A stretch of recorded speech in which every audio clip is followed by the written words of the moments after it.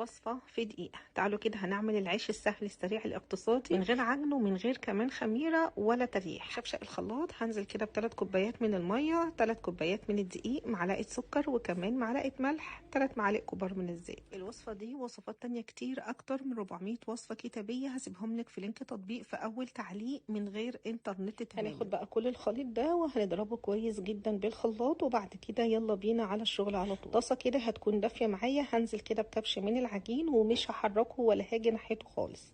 اول ما يمسك نفسه من تحت هبدا اقلبه الناحيه التانية، وبرده مش هاجي ناحيته خالص. بعد كده هرجع اقلبه تاني مرتين بالشكل اللي انتوا شايفينه ده، واول ما يبدا ينفخ معايا هبدا بقى بالاسباتيول ان انا اضغط عليه علشان يبدا ينفخ معايا بالشكل ده. اوعي تضغطي عليه وهو عجين، لان احنا بنتعامل مع عجينه سايله فممكن يلزق معاكي وما ينفخش. اهم حاجه ما اضغطش عليه خالص لحد ما يبدا ينفخ معايا لوحده، بعد كده ابدا اضغط عليه بالاسباتيول.